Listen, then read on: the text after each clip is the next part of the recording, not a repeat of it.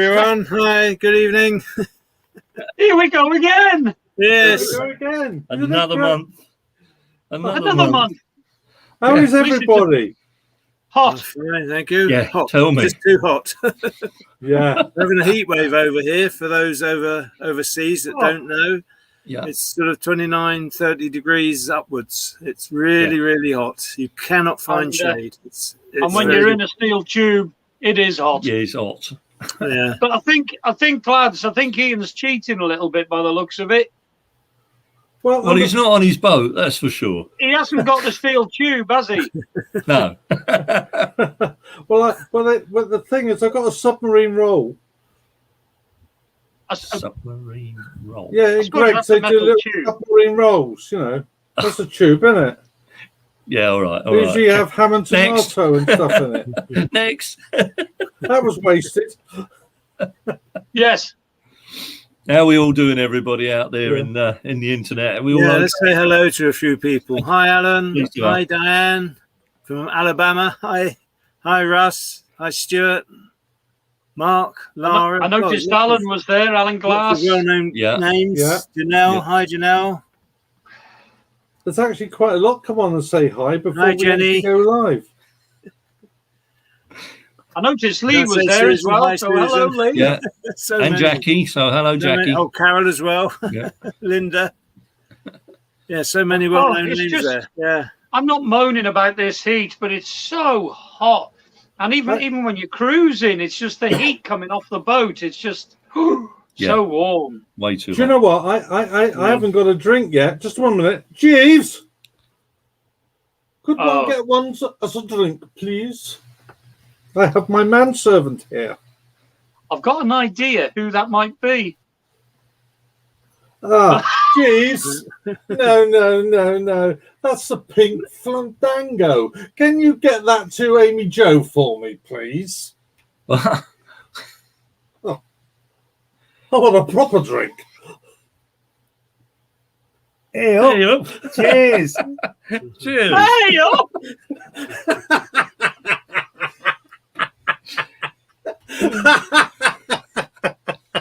That wasn't who I thought it was.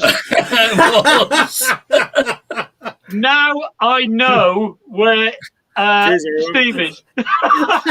Steve's on his boat. I'm on my boat, yes, mate. but I know where he is. Hello, Simon.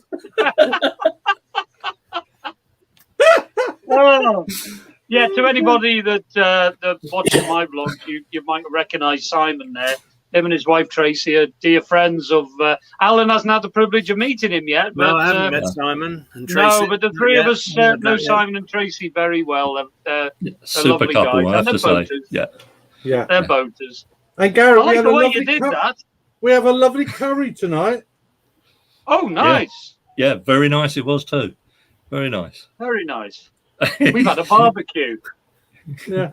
It's in fact we're having to have very long arms at the moment because Steve's on the boat. I'm with Simon and Trace, and Simon's got a time warp machine. It's really good.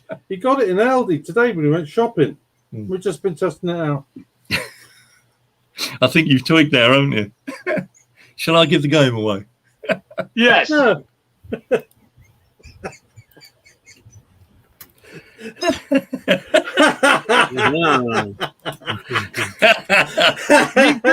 Yes, there we go.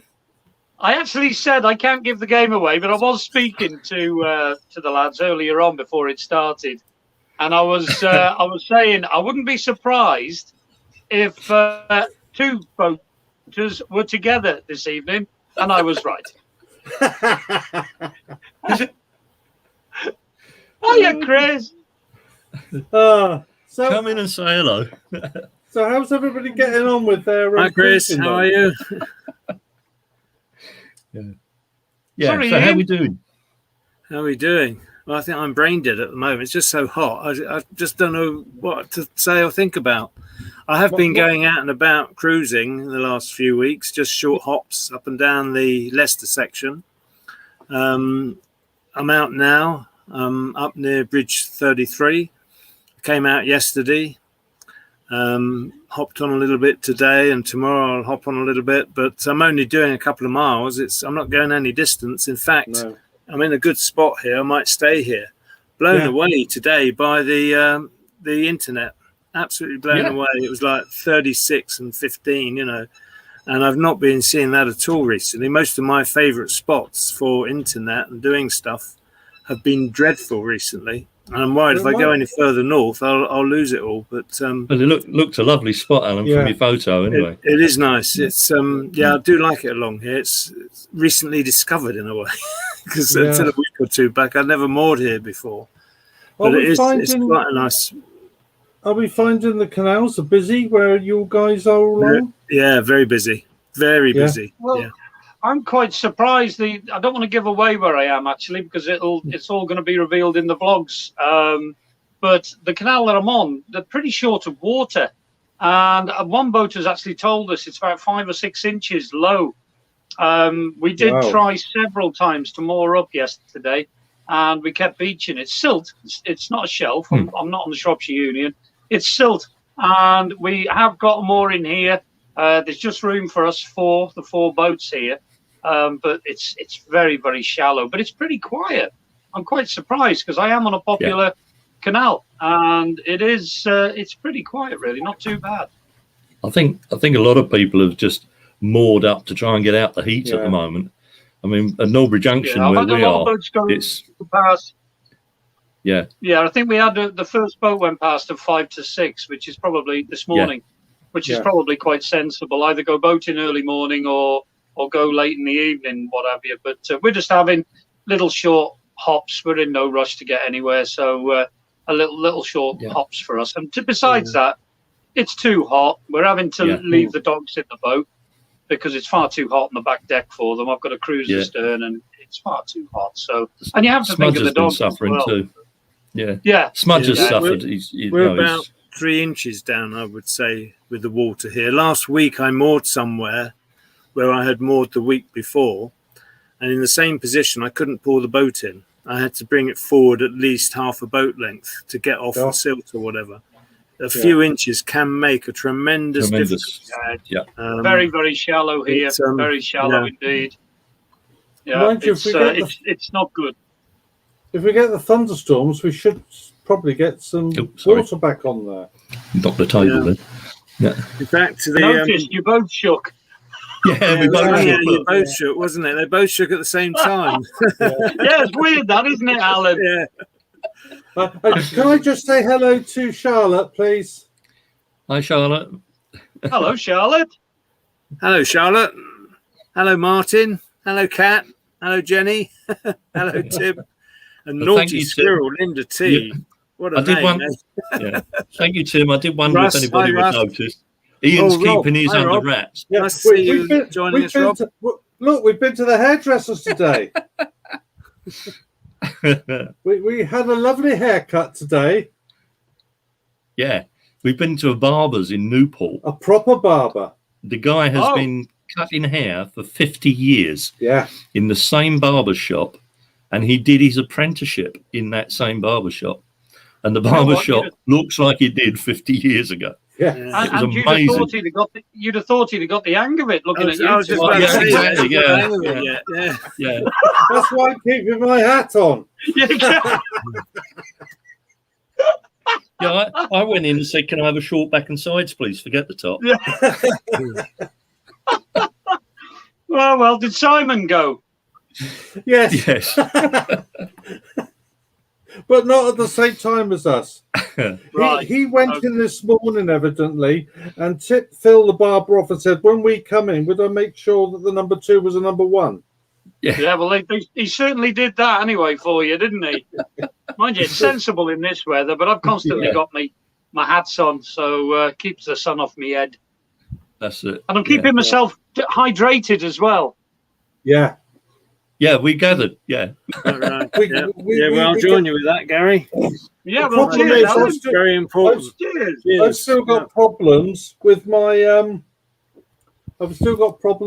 toilet. So I have to be careful. When are we looking at that? You were going to get that looked at, weren't you? Friday, it's going in on Friday. Yeah. Right, okay. It's the only time I've known they're going to jet wash it. Don't want to go into details because it's not right, but they're going to have to jet wash the tank and clean it all out and start again. It's going to be quite a busy Excuse one. the pun, but it's a big job. That was the problem. Hi, Bethany. Change the subject quick. Oh, Jeeves says hello. It's just not very convenient, is Says it? hello. Jeeves says hello. Yeah, he's got too much time on his hand. He needs to get us another drink. Yes, Jeeves, we need another drink. Oh, I God. hope you're looking after him. It's funny. No, we are. No, No one has asked any He's looking after us. questions yet. I say no one has asked any questions yet. Normally, No, people asking us things, what we're up to, or specific things they want to know about. I can't see any questions asked at all. Alan's just asked one, which is quite an interesting one. Have you found that your doors change shape in the weather?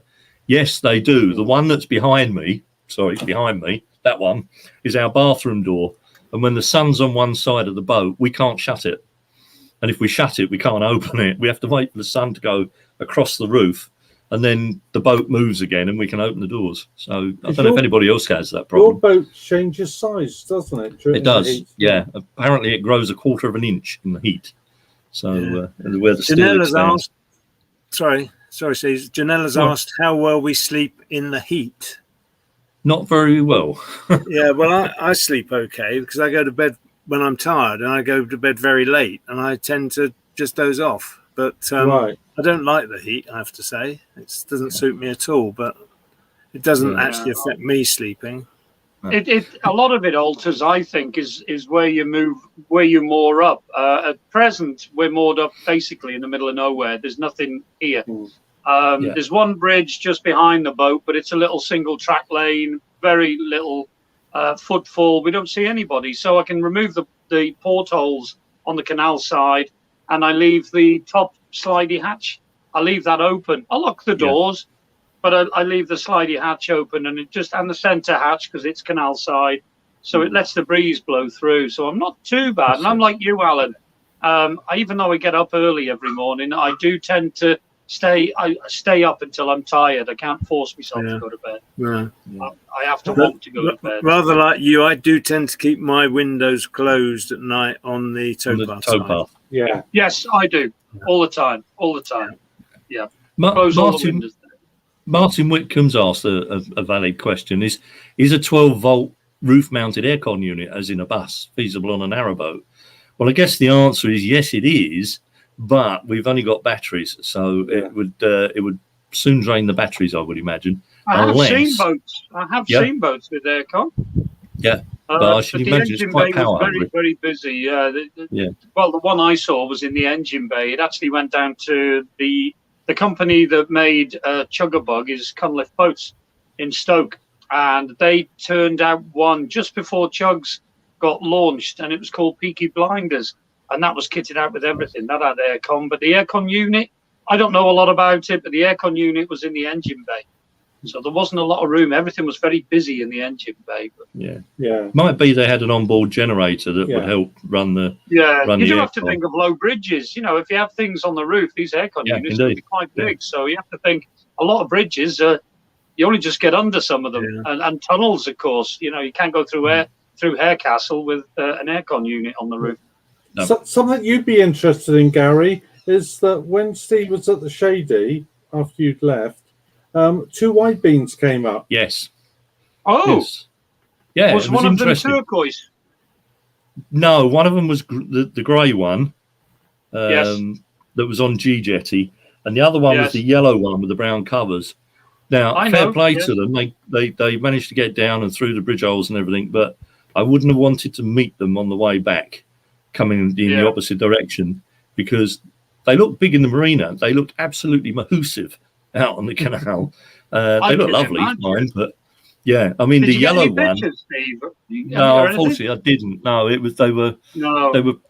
I wasn't actually on the boat at the time. I was up on the bridge and my phone was on the boat, but they actually they look great on the river, on the canal, but you wouldn't have got past them. Yeah, not with the boats moored and then them coming down. So it'd be an interesting passing them, but they look great. It's such a shame because it is a wide beam canal. Yeah. And it's such a shame. It really is. I mean, I feel sorry for people with wide beams because a lot of these waters should be more navigable for them, really. But never mind. I'll stick to a narrowboat. Yeah, I've just been asked by Sue if I know why Yelvertoft Marina are not taking bookings for winter moorings. Well, I don't know anything about that at all. It's the first I've heard it suggested. I know the marina is getting very busy, and it may be they don't have a lot of space for winter moorings. At the moment, there are a lot of boats out, and one or two have departed recently to be sold. But I know that things are looking good with regards to the number of boats that are going to be in the marina, and it may be that. I don't know if that's right anyway. But if it is right, it might just be they're not going to have a lot of space for other boats. Yeah, I will ask though when I think of it. I'll try and find out. I'm intrigued now by that because it does look a busy marina when we watch your vlogs. I mean, there's not many spare mooring spaces there, is there? At the moment, there seem to be a lot of spare spaces, but it is because boats are out. There's a lot of boats out. I come out here and I see a lot of the boats moored up, and And how about I don't know anything about winter mooring aspect. It's not something that I would know about. How about the swans, Alan? Swans, two cygnets. They're doing very well indeed. Cygnets have got very large. Don't see much of them now. But they are about. I think I did post something a week or two in the last week showing them, and they're quite a good size. Yeah. Do they go off? Do they get chased off? They will get chased away eventually. Yeah. Yeah, the male will chase chase them off. Yeah. Yeah. And we had 8 ducklings, and they're doing very well as well. I never actually got to see the ducklings, so I could film them. But I gather there were 8. I think there's only 7 now, I was told. But they look like full-size ducks now. Right. Yeah. Because Mother was sat on our pontoon the other day, or yesterday it was. Was it yesterday or the day before? Yeah. Yeah, but the swans are fine. They go some distance actually, but they do come back again. Yeah. They're quite vicious. I've come across a couple just recently. Yeah. Which I wouldn't like to come across again. No, you have to be very wary. What about that one we met in Ellesmere Port, Ian? Down in the basin there. I reckon they've been to his training school. He did weight training. He jumped out the water and come towards you like this. He wasn't very nice. I know. You had to walk around with a stick, didn't you? I did, yeah. I didn't use it, I have to say. No, we know you wouldn't do that. Just to keep them away. I didn't use it, but it was to keep. They can give you a nasty peck. They're not the friendliest of birds, so it was a deterrent. I didn't hit the bird. So. Yeah, especially when they got young. Rhonda has asked if any of us would consider living on a wide beam. Yes, I would, but I wouldn't consider cruising it. I don't think. The advantage of a wide beam is the space, clearly, but I couldn't see myself cruising one. To be fair, no, I think I wouldn't. No, I don't think I'd be interested in a wide beam. I mean, where I'm moored on the summit section of the Leicester Canal, it is a single width canal. The locks either end are single width. There are wide beam boats at North Kilworth Marina, which have been craned in. They can't go anywhere. And obviously people are living on them, but or whatever, or use them as holiday homes. I can't say what people are doing with them, but there are some there, I know. But it is very difficult. And I know there's another marina on the Oxford Canal, which has a wide beam in it, which causes havoc when it comes out onto a single width canal. Yeah. So it's a shame, really. Wide beam owners are not always in favour. I don't say that. Careful. It is a fact that a lot of canals are not built, although they can accommodate a wide beam. They're not actually built for wide beam boats. It's the Grand Union Canal is the main one, and the Kennet and Avon Canal, but a lot of the other canals are not actually built for wide beam boats. So you are very limited in where you can go. Yeah. And wide beam means 8, 9, 10, 11, 12 foot. It could be any width. I mean, the Shropshire Union north of Nantwich is wide beam, but the problem you've got is with the foliage overgrowing and silting up. of the thing. Some of the locks, like Iron Lock, for instance, at Tilston, you can't put a wide beam in that without due care because of the bowing of the steel. It really makes it difficult for wide beam owners to cruise that section of the canal. And I have to say, I admire the guys that have done, because it must be really difficult for them to get through. So kudos to you guys if you have got one. Yeah, and if you want to go through a tunnel, you have to book in advance. What's this? I don't know if it's 24 hours or 48 hours. And I think most tunnel movements happen about 8 o'clock in the morning. So you have to book that, because obviously they've got to get someone out there to stop boats coming in the other end. So there's nothing. I don't think there's a problem in following a wide beam, but if you've got a wide beam and you're going through a tunnel, then obviously nothing can approach you. I gather there was a bit of an issue at Watford Locks the other day where a cabin cruiser went in and it was slightly wider than 6'10". I think it was 7 foot.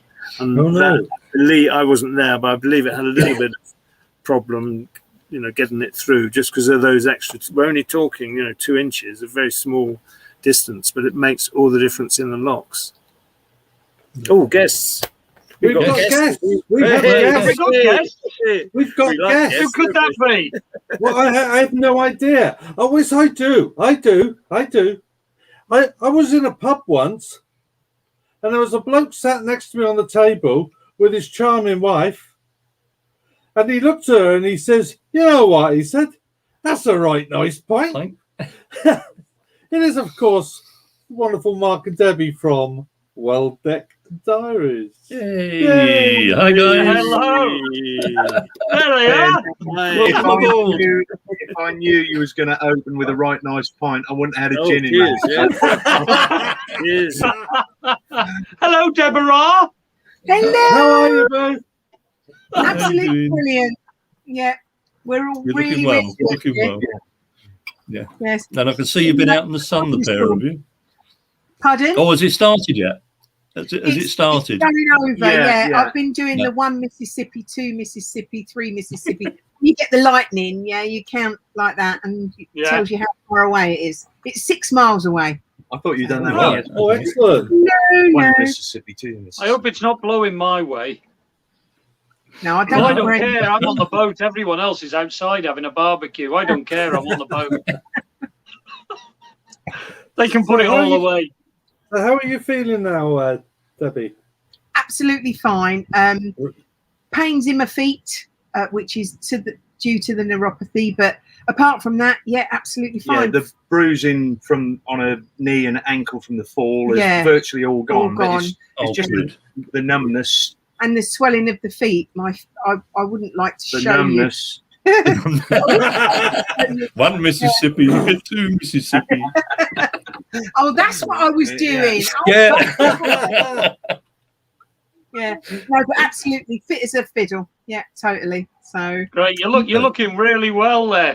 yeah, hair's growing. Yeah. I don't know what I'm going to do with it, because it's at that stage where it's neither here nor there, if you know what I mean. Yeah. I lay on Debbie, the side.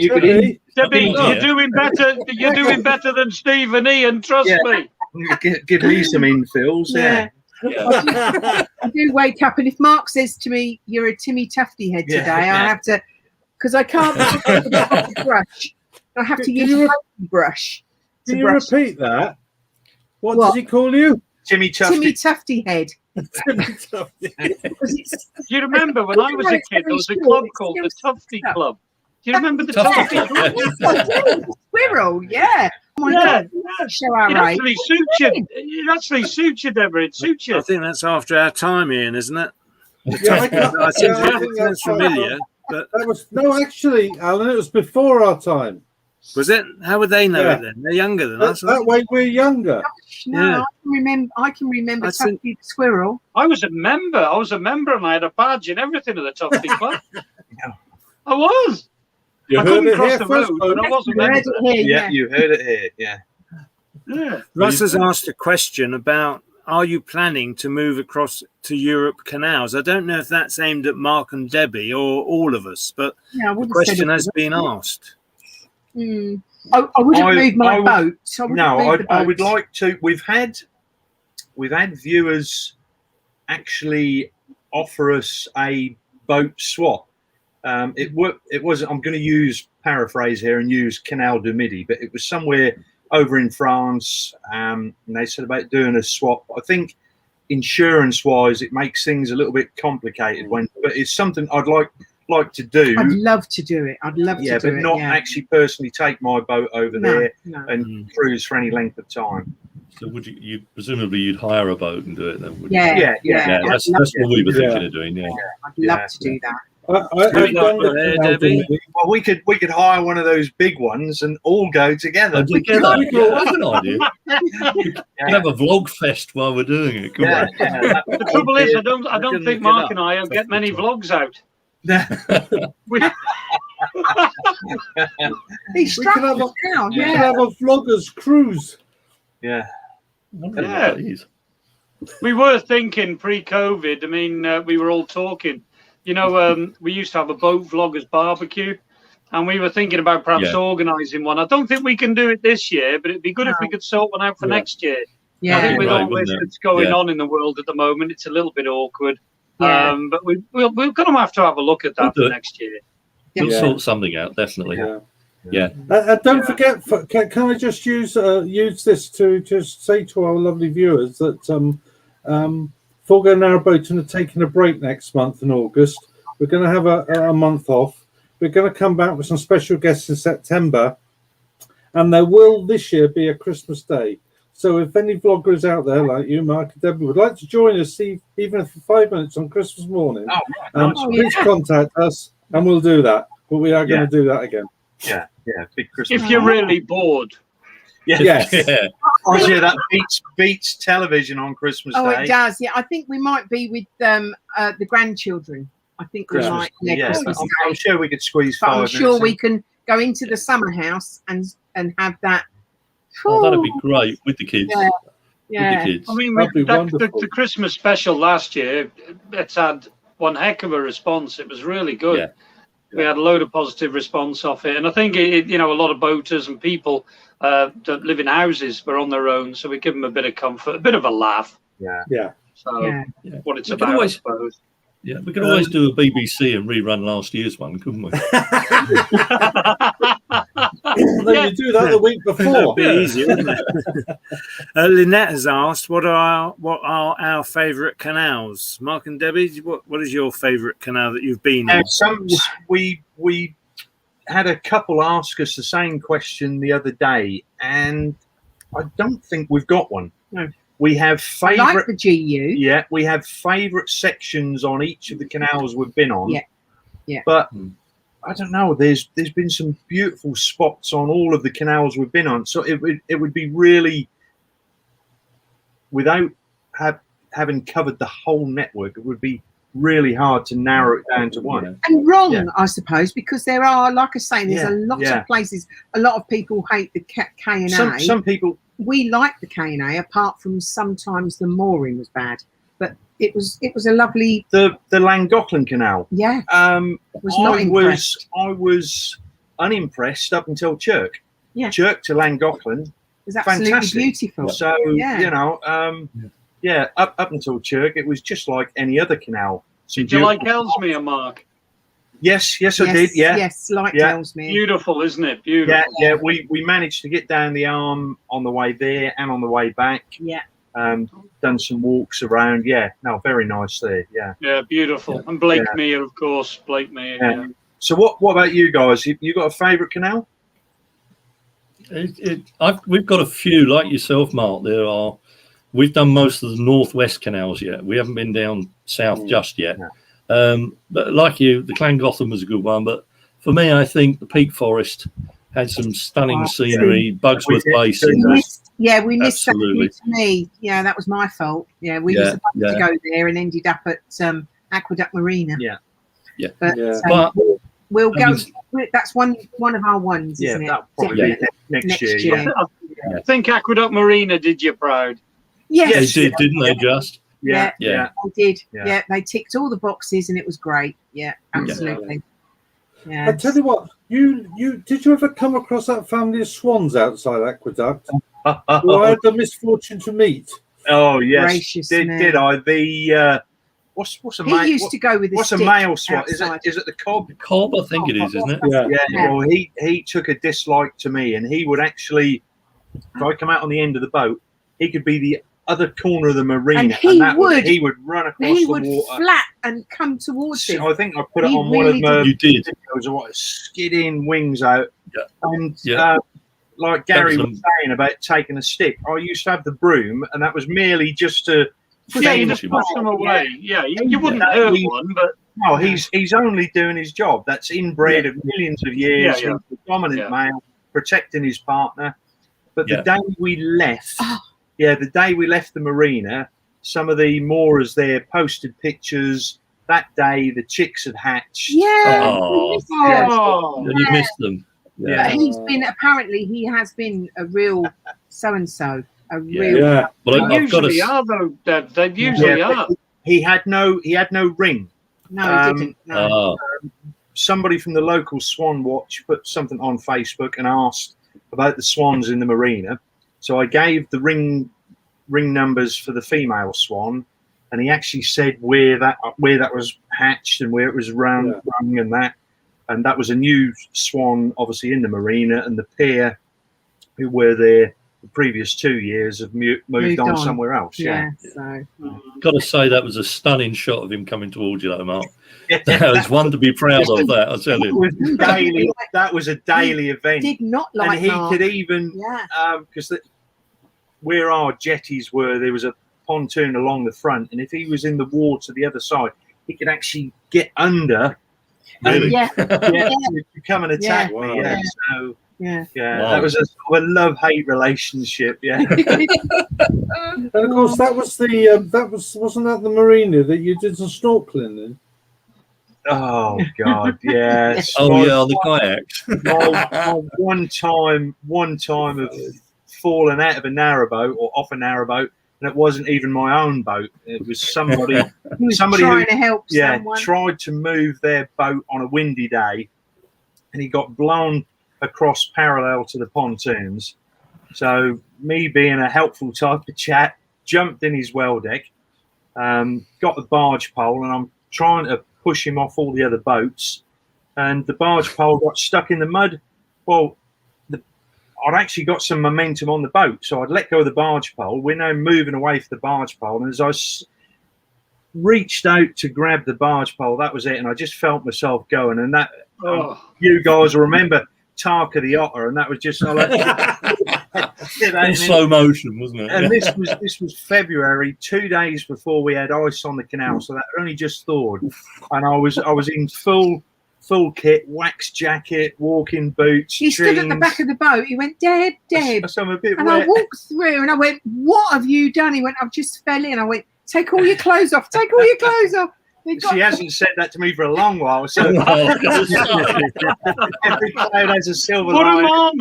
Put them on. Put him in the shower. Yeah. Oh God, it was like dirty. Yeah. So that was I've been in a few times up to my knees, misjudging getting off the boat and bits and pieces, but that was my first full submersion. And the worst bit about it, the guy sold the boat a week later. So. Yeah, you didn't get on with it. I bet the difference is, though, Tarka didn't make a splash, but I bet you did. No, apparently the water level rose. I can't believe no one was actually filming you. Yeah. Debbie, I bet you were glad you'd got a full tank of water. Yes. I made him, because I'm saying to him, "Did you ingest any?" I was panic. I went into that whole mummy mode. "Did you ingest any?" He was like, no, I didn't. No. They tell you, if you fall in the canal and drink the water, to drink as much Coke as you can. Why did I say that? Normal Coca-Cola. I think it's the acid. It must be. Ian, do you know? Is it the acid in the Coke? I don't know. I don't know what it is, but it has to be the standard Coke, not the diet or anything else. No. And they advise you to keep a small bottle of it on board. Oh. Yeah. And get it down you as quick as you can. Yeah. No, preferably with vodka in it. Vodka. Yeah. When Mark fell in, all the fish were drinking Coke. Yeah. Sorry, Mark. I'm only rain coming in. We are getting rain. I've just coming got to in. shut I my think we're gonna have Yes, about you the, sort yourself out, yeah. We've been asked about think the the rocketing winter's price of boats. It's not something that I've been following. And What's do we that? think it's a bubble Rocketing that's going price to of burst? Has anyone got any thoughts on that? What's Sorry, that? Alan. Sorry. I didn't We've been hear you. asked about the rocketing price of boats. We have Do we think it's a bubble that's experienced going to burst? first-hand I mean, I know that boat prices are rising, but I don't actually sort of follow the price rises. Yeah. Look, No, I do know that a couple of years ago at the Crick Boat Show, one of the manufacturers did say to some of us, we were a group of boat tubers was sat, there was David Johns and myself, I think Jono was there, and he actually said that all the people watching the YouTubers, the boat tubers, are increasing interest in the canals, and it is encouraging more people to buy them. So you've got that on the one hand, and on the other hand, you've got that it can be a cheaper way to live than being able to afford bricks and mortar. Yeah. It can So be, but not I necessarily. don't really is. know what prices are doing because, as I say, I don't really follow it. I bought my boat 3 years ago. I know what I paid for it, and it's the same as certainly cars. They're anyone can only worth comment. as much as what people want to pay for them. Yeah, And I think a lot of it is that a lot of people now can't go, well, because of COVID, weren't going abroad. They're too scared to go abroad. So a lot of them see buying a narrowboat for a holiday, even if it's an old one, just keep it for a year and then sell it on. But the net effect of that is it's like house prices. The less houses available, the prices rocket. And I think that's what's actually happening. You've only got to look around the brokerage. I can't see it affecting the market because tragically, lots of people through all this that's been going on have lost their jobs. Well, that as well. You know, people have lost their jobs. They can't afford things. So, you know, it's all right putting prices up. It doesn't mean you're going to get it. I think with that whole cheaper way of living, they say it's a cheaper way of living.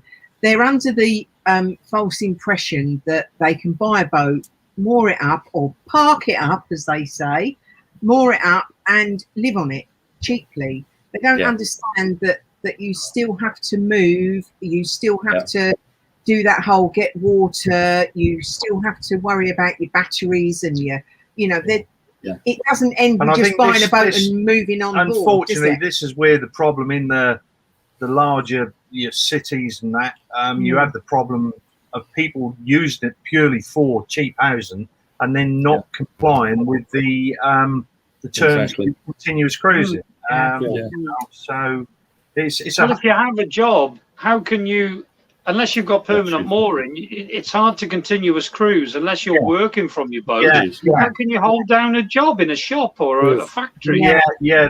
Maybe if you're in a full-time work tied to one place, maybe a narrowboat isn't for you. You know, it is a really hard one. It's a grey area, isn't it? Yeah. But it's not all castles and roses, is it? No. A lot of people do say that to us, and I say, everybody seems to think that it is a wonderful way, which it is a wonderful way of life, but it's not easy and it's not cheap. We looked at a boat recently that Rugby Boats had on sale in 2016. It was up for sale for $64,950. It went for less than that. It was now on brokerage for £80,000, and it sold full asking price without a survey. And the purchaser didn't want a survey, just wanted it. Can I ask, Mark? I'm going to bring it up. Go on then. You put an interesting post on Facebook a couple of weeks ago. Yes, I did. And you kicked up a right pile of a storm. I know. Yes. So what's that all about? Can I ask what that's about? My social media platforms went crazy. As I just said, this particular boat that I've just said it had that massive price increase. We found it for sale at Crick Marina. As you know, AB&B are no longer at Crick. It's now Castle Boat Sales. So we went to view the boat, but we also just wanted to test the water to see if there was an interest in our boat and what people thought it was worth, which was quite interesting. Obviously, you're going to get some very insulting remarks, as we expected, and a lot of positive comments as well. Yeah. But Unfortunately, it didn't work out. We was on the Leicester. We was on the Leicester arm for quite a while waiting. We actually backtracked to see this particular boat, and you don't have to go into details, by the way, folks. But you know what? The one good thing that came out of it, we met Alan. Yes. Yes. I saw the photos. Yes. We met Alan. While we was hanging about. Yeah. That made my day. Yeah. We I was met given Alan. prior warning that where you were from another viewer of my channel. Yeah, they was more just at the front. Yeah, they actually did say. She said, "I've contacted Alan. Yeah, passing soon, and he'll come and see you. Yeah, come and say hello. Yeah, it was great. Lovely day, that wasn't it? The weather-wise and everything. It was a lovely day. Yeah, I'm sure Alan might be saying, but boat vloggers. Oh, sorry, Steve. Go on. Yeah, I was just about to say, I'm sure Mark won't mind me saying, but the reason they went to look at the boat is I know for a fact that Mark's always had a dream of owning an old working boat style of boat with a boatman's cabin and a central engine, haven't you? So that boat fitted the bill, didn't it? And that was as close as I've ever come to owning it. But because as you guys know, when you look at those boats, there's so much compromise within the living space. Yeah. Well, this one was actually a 70-footer, so the living space was identical to what we've got. We weren't giving up anything. No. Nice saloon, dinette, kitchen, bathroom, crossover bed, just what we've got. And then for me, the Russell Newbury DM2 and a boatman's cabin. Yeah, with all the ladies. You weren't giving up waters, though, Mark. Yeah, well, that was what I was prepared to do. There was those few parts of the canal system. We did look, and it's not a lot. No, it's the northern reaches, isn't it? Really? Yes. Yeah. But we'd already done some of it. Yeah, so. but not those bits. But so it was a compromise on the system, but no compromise in the boat. And, but it weren't meant to be. We're still with Musamaya, and she's beautiful. Yes, which is now spurred me on to I had a list as long as my arm, just little tidying up jobs that I need to do. So we're now in the middle of doing those. Yeah. So she'll be beautiful I call them of the year. Yeah, I call them round to it. Yeah, round to it. I know there is such a thing, isn't there? Steve? A mug with round to it. Mark, that's Mark's second name. Yeah, round to it. Mark round to it. Properly, As I always say to Deb, I said, I know it needs doing. You don't have to remind me every bloody year. Do you you've been asked whether you moor in a marina at winter time? No, just purely this winter for Deb's medical bits, but other than that, we're out on the cut in winter. Mind you, saying that, when we get up to the middle levels, we might moor in a marina for a little while to help the daughter out. Yeah, because our daughter's having a baby, so congratulations. We want, maybe it would be better to be in a marina because we've still got our car. It's in her garden. So it's about 20 minutes from there, isn't she? From where we're going to hopefully more. So we might do it again this year, but it will be the last ever, I promise. And we're still waiting to get snowed in for weeks. Yeah, I'd love to get snowed in. That was our dream when we got the Narrowboat. You saw all these pictures of. That's why we went up north. Frozen canals. Yeah. Well, I think everyone.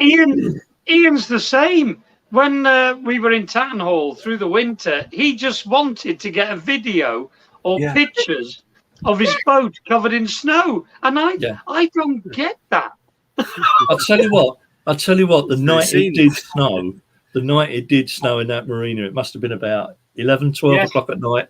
Ian was out there with his. Yeah, he was out there with his camera. He was like a kid at Christmas. He came to my boat and knocked on the boat and woke me up. Yeah. And I opened the doors, and he actually had the gall to take a picture of me. He was like a kid at Christmas. He was. When we was at Aqueduct, it snowed at Venetian. We had a light dust. It snowed at Middlewich. 2 mile radius around us. Everybody had snow, but not a thing. No. You know what that was, are you still in contact now with your friends from Aqueducts? I know, Debbie, I don't want to pry, but I know it was a very emotional time for you, wasn't it? Yeah. I'm leaving them. Are you still in touch? Yeah, still on their WhatsApp page. we've been taken off of the aqueduct. There was a Facebook group, the Aqueduct Moorers group. We've been taken and off. I happened to just look on there today, and it said, "Would you like to join?" So obviously, because we no longer moor here, we've been expelled. But hey ho, fair play. That's a bit strange, though, isn't it? Yeah. And the worst bit about it, I like to think any of the groups I go on, I can contribute something positive. Although I whinge every now and again, but by deleting me from the group, any past posts have also been deleted. Yeah, it's a shame, isn't it? Yeah, but Chubbs was actually launched in Aqueduct. Oh right, yeah. Ah, I not made I spent then. a night there. It was pitch black. It was winter. It was Christmas time, and there was no lights at all on the moorings where where the slipway is. Yes. I think I was about 3 or 4 moorings up from there. Right. It was pitch black, and with my sight, obviously, I couldn't see a bloody thing. I was walking around, I couldn't see a thing. But you didn't fall in. No. So me, broad daylight, good eyesight, and I went in. Oh, that's got to tell you was that something, anything isn't it? to do with the ale? Yeah, that wasn't that day. No. Yeah. I'm sure that day will come. Yeah, there's a question here from a Lynette Coates. During the winter, can you stay moored longer, or do you still have to move every 14 days? And I think the question to that is, yes, you do have to keep moving every 14 days, unless you can get yourself a winter mooring. Now, CNRT do offer moorings, usually just on the outskirts of towns, where you can pay to have a winter mooring there. But I think most boaters will either go into a marina, or like Mark and Debs, and hopefully Chris and myself now, would prefer to stay out on the cut. But yeah, it's still 14 days. The problem Do you is, know how much that is, And we know Lynette. Yeah, we know Lynette. So, congratulations on finding a new boat. Yes. So chuffed for you. Yeah, so chuffed. Yeah. The problem is that if you pay CNRT for a winter mooring, you might not have water. You certainly won't have electric, etc. No.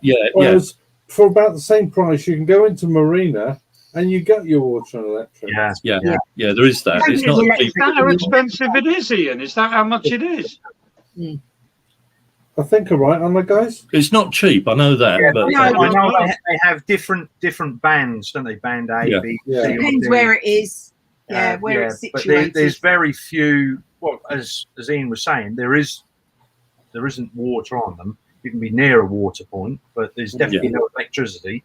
The only benefit you're paying is, and again, this brings us back to what Gary was saying earlier, people are working. You're paying to stay in that one place if you're working just for the convenience, but you're still going to have to move your boats.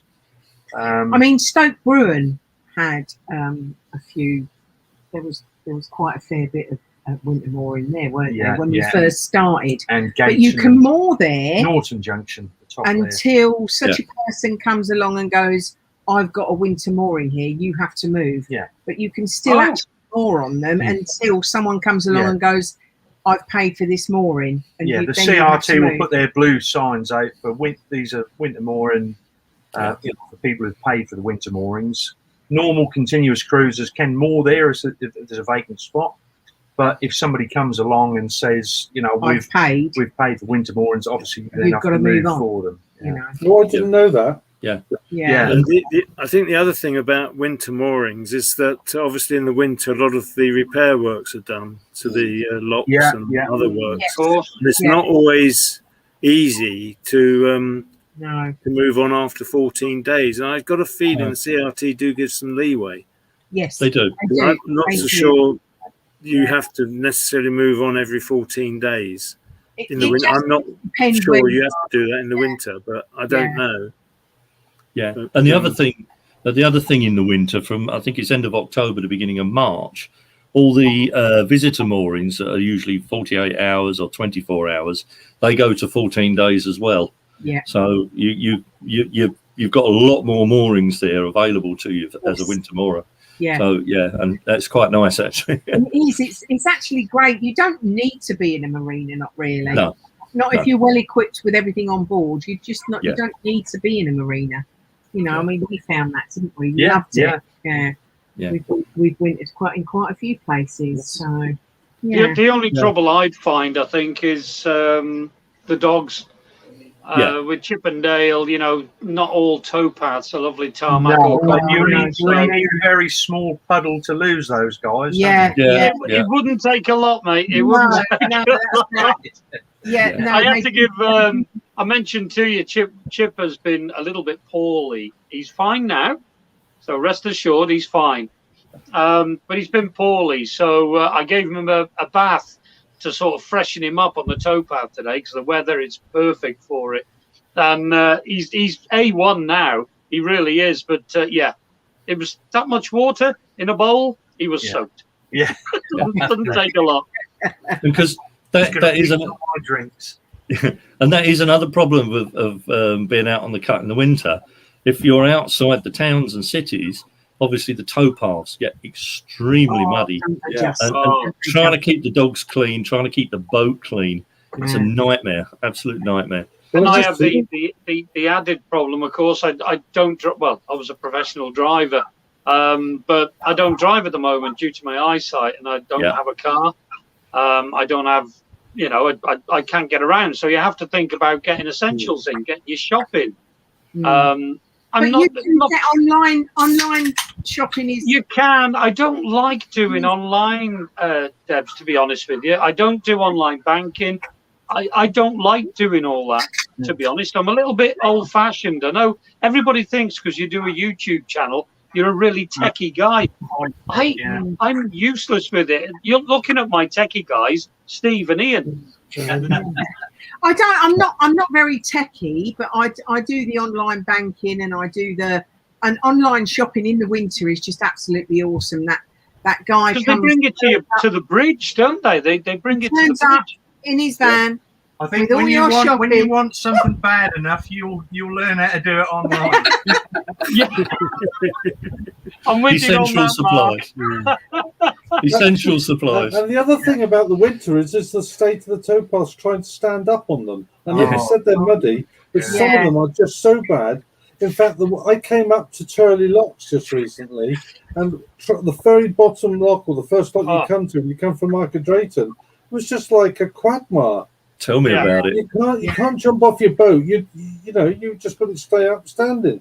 And for those of you that know Smudge, that's in the middle of summer, Ian. That's in the middle of summer. Yeah. And for those of you that know Smudge, he's white with a black spot. Well, after we went through that lock, he was black with a white spot because he was absolutely covered in mud. That's awful, isn't it? Yeah. No, that is one of the. But boat life. That's Parcel, all part and parcel of it, And I bet we haven't got carpets, so we're cool. Yeah, and I bet every one of us on here tonight, and all the boaters that are watching, wouldn't have it any other way, would they? No.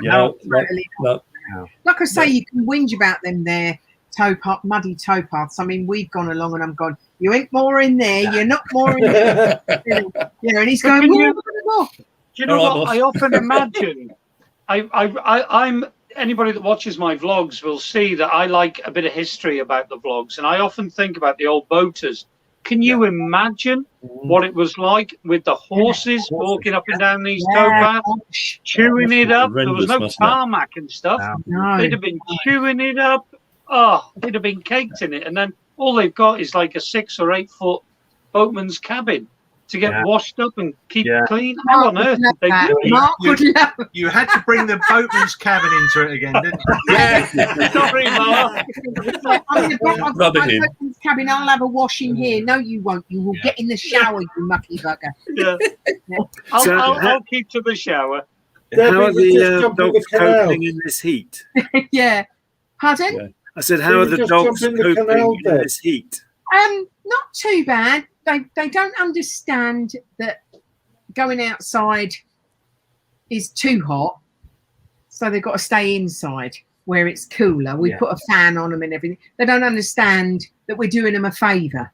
Do you know what I mean? Yeah. They're like, really? I mean, we was cruising yesterday, and they was not happy. Anybody who's seen our videos, the dogs love to sit up on the hatch with us, but it was just too hot, and they was not happy. They weren't. They like smudge. Get a little bit distressed inside when we're going through the locks, because it can be quite noisy inside the boat, but we just had the windows and doors open to keep a through draft coming through. Yeah, they weren't happy, but they don't realise you're doing them a favour, do they? Because they're dogs. No. We did bath them the other day just purely to cool them off. The first one for Alfie in 3 years. Yeah, first bath for Alfie in 3 years. Yeah. But a quick hint: what I was doing was getting Chip and Dale. I can put them in a little washing up bowl, and I was putting cold water on them to cool them off.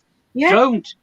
Apparently, you have to put warm water on them. Tepid. And that cools them down. So now, obviously, we put warm water over them. So, little hint. I think I'm right in saying that. Yeah. Google it yourself. There was lots of, not just the narrowboat pages, but all over Facebook the last couple of days about don't give ice cubes to your dogs and things like that. Because it tricks their brain into thinking they're cold, and they start generating heat, and then they'll more heat. That's right. Heat stroke and that, So what we've got for smudge, we've got they call it the blue mat. It's filled with a gel. How it works, I don't know, but when you put pressure on the gel, it chills down, and he loves it. He lays on it all day. Yeah. Can you get mattresses? Can you get mattresses made of that, Steve? Yes, you can, Gary. You can get an adult mattress. Yeah. And pillows. Please. Wow. It really does work. We're all at that age where we need that special mattress topper. Do you mean plastic, Mark? You're all laughing. I love that. Speak for yourself, Mark. Yeah. You speak for yourself. I'm all right. I waited for you to take a swig of your beer first. Oh gosh, yeah. I'll tell you what, though, it's supposed to be getting storms coming in at the weekend, I think.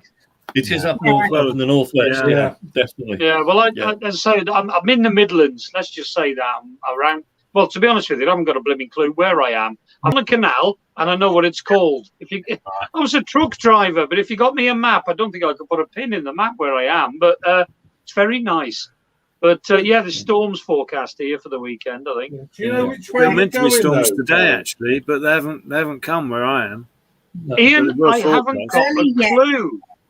When we've done this particular canal, we don't really know where we're going, to be honest with you. So this canal you're on, can you go out the other end, or do you have to turn around and come back? Or let's just say it featured on your latest. Let's just say it featured on your latest blog. Oh right. There you go. That's why I posed the question. I can't remember what your boat's called because it's an odd name, but does it have a meaning, your boat's name? Yeah. Yes. Our boat, and the amount of people, it's always a topic of conversation.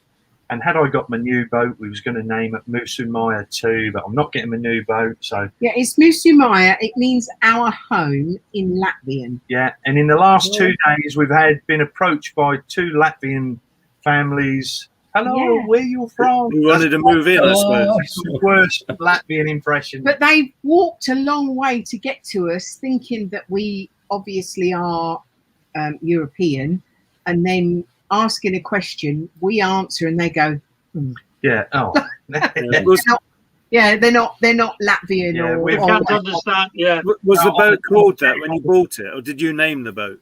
No, that was named it, and we didn't have a clue what it meant when we bought it. Oh, we didn't, obviously, actually. we Googled it, and we was the third owners. So the original owner, whether the boatyard just named it or the original owners had Latvian ties, I don't know. But not yesterday, but the day before, where we were moored, there was this beautiful Latvian girl in a bikini. Boating. It wasn't a bikini. There wasn't enough material for a bikini. Well, a bikini-ish type thing, right? Totally undressed, apart from a couple of little bits here and whatever. Come over because they thought we was like, Mark was there. Tell me, where are you again? No, they were quite disappointed. We were to find this Latvian girl. They were quite disappointed we weren't Latvian, but and she was going to go swimming, and Mark went, "Oh, you're going swimming? Oh, okay, yeah. I'll come with you." Mark, were you going to offer to show them the best marina to go for swimming? Yes, Yeah. yes, I could have done. Yeah. I'm not a. I envy people who do wild swimming or river swimming. As you know, we're on the river at the moment. And the last 3 that I've even got them on now, just in case. I've had me trunks on. I've got a thing about the weeds touching your legs when you're swimming. We've passed kids jumping in diving in and... off the locks. We've off of sides and everything. We've passed children just swimming like you wouldn't believe. A boat yesterday, they actually pulled up, put their pins in, and literally dived in. And Mark's standing there going, "I can't do it." All I'd managed to do was find a little rocky bit that I could go down just above my knees. And when you was a kid, I was bobbing up and down in it and just. Yeah. And he shouted out, "Debbie!" I went, "What?" He went, "I can do it." I said, "I'm in." It was up to me. Worst bit about this, and hope nobody's listening. I videoed it, and I took the tripod. And what I was hoping to recreate was the Daniel Craig bit coming out of the sea. I looked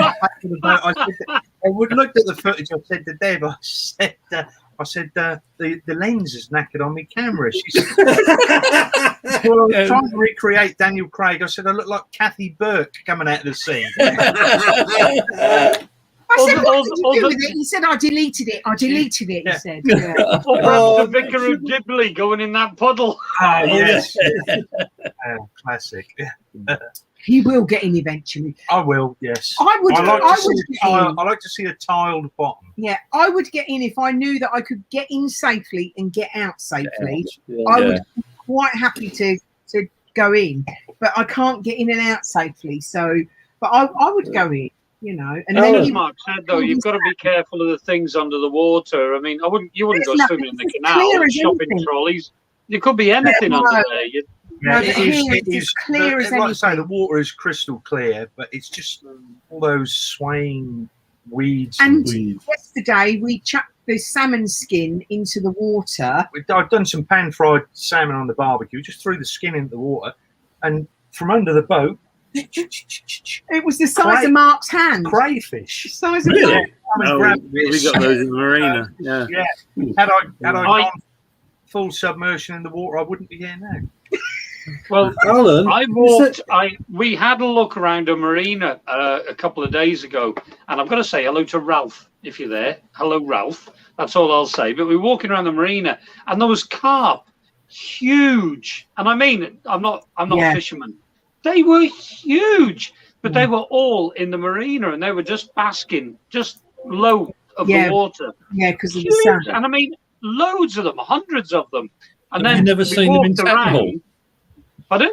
Have you never seen them in Tattenhall? I have, but not that size, Steve. They were. No, seriously. The carp in Tattenhall, they're not carp, they're whales. They're that big. You know, they are massive. We came out of the marina, came over the bridge because we were moored virtually opposite, and there was a fisherman opposite the entrance to the marina, and we said, "Do you want to go in there?" He said, "I know, I'm waiting for one of them to come out." All these fish must be in the marina going like this at this fisherman. Right. The marina was shocking, and he wasn't catching a thing. Alan's trying to say something. I think he wants to tell us about the fact that he wears Speedos. Is that right? No, I don't swim. You can't. Can you swim though? No, I've never learnt to swim. Never really had the opportunity. Really? And if I had it, I don't think I'd be able to do it. Oh. Hang on, something's crikey. There's a boat just whizzing past me called Not So Fast. How ironic is that? Yeah. Have we got any interesting comments there, Alan? Yeah, well, we have been asked if any of us have been through the Stand Edge Tunnel. So I can say I haven't. Has anyone been through that one? No. That's a quick one. Yeah, that's a quick one. Is it on the Rochdale, the Stand Edge Tunnel? I can't remember. Narrow channel, isn't it? It's the longest tunnel in the country, isn't it? The Canal Tunnel. Oh, okay. Huddersfield Narrow. Huddersfield Narrow, that's it, yeah. Oh, okay. Huddersfield Narrow, yeah. I believe there's a train tunnel runs parallel to it. Yeah. And I think there's the original tunnel runs parallel to that, but it's all closed now. Yeah. I think. I might be wrong. I don't think I'd like to do it because I've heard it actually messes up your crutch covers and stuff. Oh gosh. It's very low, isn't it? Isn't that the one where the as Gary just said, there's a railway tunnel runs alongside, and the CNRT have a Land Rover, and they follow the boats through, and every so often there's interconnecting tunnels, and they check your progress. There are interconnecting tunnels. I don't know about the Land Rover, Steve, but I'm pretty sure there are interconnecting tunnels through the two. Yeah. It takes about 3 hours, just over 3 hours to get through. Is that the one where you only go through one boat at a time? I mean, you can't. Yes. But isn't Harecastle Tunnel like that? Only one. You can't pass boats in Harecastle. No. It's one at a time at Harecastle. Yeah. One either way. But I think a CRT employee gets on the back of the boat with you at Standage. In Standage, it does. Yes. Yeah. And you have to wear hard hats. Is that the one where it actually looks like it's just chiseled out of the rock? Yes, that's the one. Yeah, that's the one. Yeah. It looks fascinating. I'd love to do it, but I don't know whether I could get Amy Jo through there. She might be a bit too tall. Someone's just made the comment that it ruined their paintwork, and you have a skipper on the back of your boat, which is what you were just saying. Someone from the CRT, I think. Yeah. I'm sorry if you can hear barking. Chip and Dale are having a bit of an epi outside. I don't know what's going on. Don't worry about that. So, any news from CRT, Alan? Because you're our CRT guru. Well, we actually had a meeting yesterday. Not a lot happened. It was more local stuff to do with the Leicester section and updating signage and that sort of thing. There was a message came through today on the general notifications. They have been talking about bringing a pump to the Welford Arm to pump water into it, and they've decided against that. I suppose I should mention the locks at Watford. Yeah, because I can't remember whether it happened before we had our last meeting or not. But you told me one about of the quadrant sections at Watford locks, where the 4 locks interconnect, between lock 3 and 4, the quadrant section which you stand on when you're pushing the balance beam collapsed, and a hole appeared. That has now been filled in with some form of resin. And I know the last thing to be done was to put the bricks on top. I've not been there. I will be there in a couple of weeks, but I haven't been there recently, so I haven't seen it myself. But it is safe now to push the balance beam and not have to use ropes.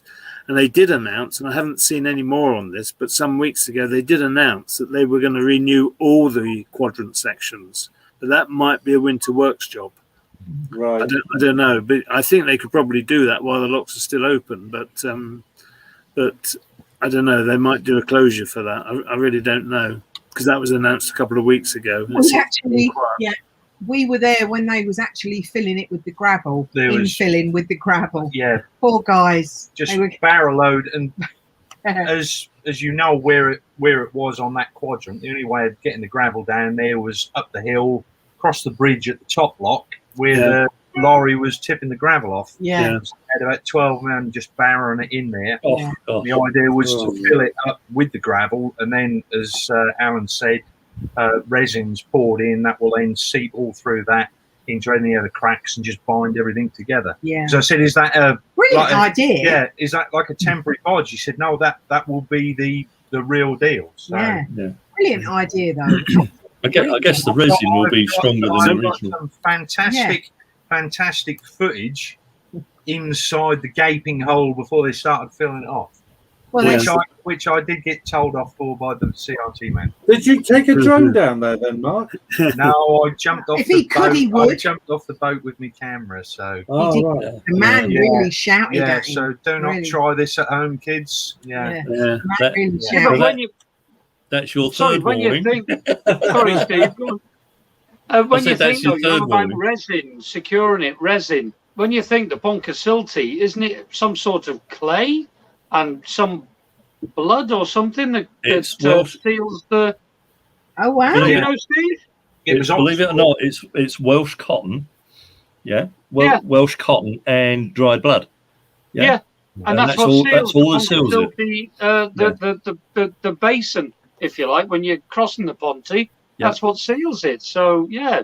Well, we want to do that again. Not for a little while. Well, I did wonder that, because I went to the site of the original, the oldest iron aqueduct in the world, which is the forerunner to the Pontysilty, and that's where they built it to see if the technology would work.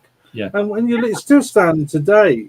It's in the middle of a farmer's field, but it's absolutely fantastic. And everybody else is given a plug. If you watched last week's vlog for me, you will actually see it. Another bit of factoid on that is that I think it was 2015. The Pontysilty Aqueduct was 200 years old. So they did a survey. They've actually got a plug that they can pull out to drain the aqueduct. And they did a survey. Yeah, they did a survey, and only one joint out of all the joints needed replacing. So the cotton, and the cotton seals were still as good as the day they were put in. That's crazy. That's amazing, isn't it? Yeah, I bet they couldn't do that nowadays. Now, and that always the engineering from back then, it just amazes me. It does. Yeah, it fascinates me. It really do you know what amazes me, Mark? Is you go down some of the canals and you go, where we've got a high cutting where they've hewn it out of rock with a pick and a shovel, but we forget that initially there would have been great big oak trees on top of that as well, which they'd have had to cut down and dealt with. Yeah. And you try getting a conifer out your garden. Yeah. And you take something like Grub Street Cutting on Shropshire Union. Yeah. I mean, that's over a mile long and 100 feet deep. So the amount of limestone and earth they had to shift to cut that cutting, just amazing. It must have been muscle tearing. And now the cutting's moving itself, Steve. It is, isn't it? Certainly is. I think Fenny Compton Tunnel on the South Oxford is a bit like that. It was a tunnel, but about 100 years ago they uncovered it. It's a very narrow section, and you can see the stone walls either side as you go down. Yeah. And it's all overgrown and very tight through there for boats. Yeah, very tight. You just don't want to meet one coming the other way. No. Just a slight correction. James Williamson is correct. It's actually oxblood on the Pontysilty. It's not. Yeah, oxblood. Yeah, oxblood. It is. Yeah, or black pudding, as someone else has just said. But, and hello, James and Barbara and Janice. Sorry, got to get the whole family in. Right. Yeah. Any more questions, Alan? Any more questions? Stuart Forsyth has asked one, Alan. Lynette is asking a lot of questions today. Hi, Lynette. Stuart Forsyth. Hang on. Are boats subject to periodic inspection, and do they look at engine emissions? Being diesel engines, do they look at particular emissions much like HGVs? Not as yet. Boats do have a test every 4 years, don't they? Yeah, that's I don't think they do emissions on-board services. I've not had mine done yet, but that's more, I think, to do with on-board services, the gas and safety aspects with regards to that. I don't think they're going to do emissions tests. No, they don't. See that coming. No. They do. They do check things like fuel lines are the correct make, that all the gas pipes are running the correct way. Leaks. Yeah, for gas leaks, they check that things like gas cookers, the gas cut-off valves work, all that sort of thing. Electrics are safe. The gas locker's in good condition and all that sort of stuff. But as far as the engines are concerned, no, they don't do any emissions tests at all. Which I believe it will possibly in the future come in, because I was reading something the other day that by 2050, the inland waterways are looking at becoming carbon neutral or zero emissions. So that will be a lot of electric very much boats. No, but that's the game. Yeah, I don't think we'll be doing locks in 2050. No, I don't think so. No. In fact, David Johns has just recently done a very interesting blog on electric boats. I haven't seen it yet. Yeah, it's well worth a watch, Mark, because it looks like they've got the answer to changing over from diesel to electric. Some of the boats on there, the principles of how they work, you can see that it is actually a very successful system. Yeah. And I think that's the way forward with boats in future, is that the canal boats will have to convert to diesel, or new boats certainly will have to be electric. Yeah. But it gives an option for boats like ourselves who are diesel to take the diesel out and put an electric system in. It basically uses lithium-ion batteries, a generator, and an electric motor. And these boats were punching. The generator still has to be you still have to diesel. But that's right. But the emissions are a lot less. Yeah, the emissions are a lot lower. Yeah. And of course, with solar technology as well, the diesel generator's only there to supplement in the winter. During the summer months, they reckon that the solar panels can generate sufficient power to keep the boats going. Now, these boats in David Johns' video were punching a 2-knot tide on a river, and they were keeping up with the diesel boats. I was well impressed with that. So it's well worth a watch. I'm not plugging David Johns in any way. I'm not being paid by him. He doesn't need plugging, does he? He doesn't. No. But it's it really is well worth a watch. I'll tell you, it was fascinating. We've been asked how are we finding the Calagas situation. Is there a shortage or something? Yes, prices have gone up. Prices have rocketed this year. I've been in touch with. My gas bottle ran out a while back, and we've had 2 fuel boats, neither of which had gas. Oh, wow. So I actually got a gas bottle. It had gone up. I don't want to say the price, but I got a gas bottle at a wharf where we fueled up, and it was £6 dearer than Tatnall Marina. So the price has really gone up. They have gone up £6. That's the sort of money they've gone up. Well, I don't know, Alan. I don't know. I know it was £6 more expensive than Tatnall Marina, and the other lads will know how much that is. I don't want to start quoting prices on here because everybody has their own price. Being totally disorganised, I don't know what we normally pay for gas, but we bought one recently at Gayton Marina. I said, have you suffered with the gas bottle shortage? She said, no. She said, we had another delivery today. We got 20 or 13 kilos. Yeah. And Norman's got she said, I am aware there is a shortage, and I don't think it's not the gas, is it? It's the bottles. No, it's because of all the COVID and the restrictions. All the pubs and outdoor areas have got gas patio heaters. So the bottles are in such short demand because they're all being used in all the pub beer gardens. But we didn't have a problem. We thought we was, but it wasn't a problem at all. Not a problem. Yeah. So I think, but we've seen Jules Fuel's boat come past and somebody flag him down and he's gone, I've got no gas. So there is a problem out there. It does seem to be affecting the coal boats more so than marinas and definitely and on the canal. like that. Definitely. Yeah. But the marinas will realise that they can't actually sell to Joe Blogs on the canal. They've got to actually keep it for their moorers. Yes. So you'll find eventually, if it does get worse, they'll be going, no, sorry, we need it for our moorers. So apparently somebody complained to Calagas about it. I was reading it on Google News, and Calagas's answer is the fact that so many people have had gas bottles squirreled away in their garages and not being used, and now because of COVID, they're bringing out their barbecues. That gas bottle needs replacing. I need to go and replace the gas bottle. And then when they test the gas bottle, they're finding that it's not passing their safety tests. So they've had to dispose of lots of gas bottles, but they haven't kept up with the supply of new ones. That is the issue. Whether they respray the old bottles or whatever, but the one I picked up the other day looks brand spanking new. So whether that is a new bottle, I don't know. But there are other suppliers to them, Calagas, aren't there? Oh, there are other suppliers. Yeah. That you just need to change the regulator, but yeah.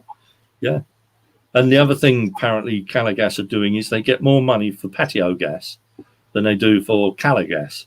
So they're obviously giving their patio gas customers priority because, more profit. Talking of barbecues, Mark. Yes. Do you still have that little slinky deal, the thing that you have? The little foldy one. Yeah, Yeah. I can't think what it's called. Blooming marvellous. Yeah, if it was one of my videos, I could put a link about here for it. But I can't The do finger. it. Yeah. Pointy finger. No, Right, fantastic little bit. Fantastic. I'm not having that. I've been moved. Yeah, fantastic little bit of kit, little fold-up stainless steel thing, and we use it quite regularly. We had some towpath tucker the other night. We got that out. We had the tripod and the Dutch oven. You done I done meatballs and pasta. Yeah, it was I remember watching that vlog and thought, I've got to get me one of those. Yes. And everywhere you went, they were sold out. Sold out, Absolutely sold out. Can I just say now, Simon, who Steve and Ian are with at the moment, Simon and Tracy, they bought me an early birthday present, and it's a fold-away fire pit and barbecue. It's absolutely amazing. And we actually used it tonight because there's 6 of us out there, so we used it tonight. Really, really good. They're really good, isn't it? I might feature it on a future vlog. I can't share it. Gary, while we're talking, I have got a question from Mr. Zymers. Al was asking that's from Simon. Ian. He was asking about your yogurt maker. How are you getting on with it? It's there, and to be perfectly honest, we had a go the other day. It ended up in the cut. A yogurt maker? Oh, it's fantastic. Simon and Tracy got me a yogurt maker, and all you need is a powder and water, and it makes the nicest yogurt. It's fantastic, 24 hours, and you've got, I think it's a little over a litre of yogurt, and it stays fresher longer. It's I don't know, dairy, I don't know, but it's a powder and water. Beautiful. Oh, okay. And you have to make a litre at a time, do you? Something like that. Shall I go and get it? That's quite a lot, a litre of yogurt, isn't it? It is. I have yogurt every morning, though, Alan. Shall I go and get it? In one sitting. Yes, go and get it, Gary. Okay, I'll have to put my fan down that I've got on my knee. This is Alan, keeping me warm. Yeah. The yogurt is very good with pineapple. Yeah. The yogurt is very good with pineapple. Is it? Right. It's got to be. Yeah. Gary likes anything with pineapple. Yeah, I love pineapple. Especially pizza. No, don't go there. Don't go there. Yeah. Yes. Here it is. Oh, it's big. Yeah. Oh, take the bishop to the. Cranky. Thank you, Deborah. This is it. I mean, I can't remember exactly how you use it, but you have to. You put the powder in.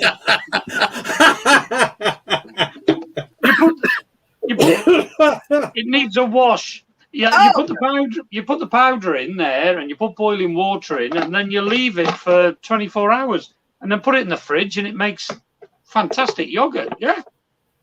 You put the whole thing in the fridge, do you? No, just the canister inside. Oh, right. Okay. Oh, right. I was going to say, not many people have space or something like that. Trying to get that canister. All right, yeah. Right. That's the name of it. It's still got the cellophane wrapping on it. No, it has been used, I promise you. Easy, yeah. Now, listen, I realise Simon and Tracy are having a bit of a go here, saying that I haven't used their yogurt maker. And I have. Would you ask Simon and Tracy where all the yogurt powder's gone? Simon? Where's all the yogurt powder's gone? He's on his way in. In their larder. You're they in said, trouble I'll give it you. And they kept it all in their house. No, he says that you were given loads. No, I wasn't. Tracy actually found it on their spare bed in a carrier bag. And we gave him one at Norbury that we found in the CRT building. So apparently there was one found in the CRT building that you acquired. That was at Norbury Wharf, and Simon got that for me. That was a lemon one, and unfortunately that didn't work. Gary? It was like lemonade. There What's you go. this? Let me Fresh get my yogurt. eyes on. Greek stuff. Hold on. Fresh yogurt. That's it. That's the stuff. But it's no good there, Greek style. Steve. It's no good there. It needs to come here. James. Yeah, James, get in your car.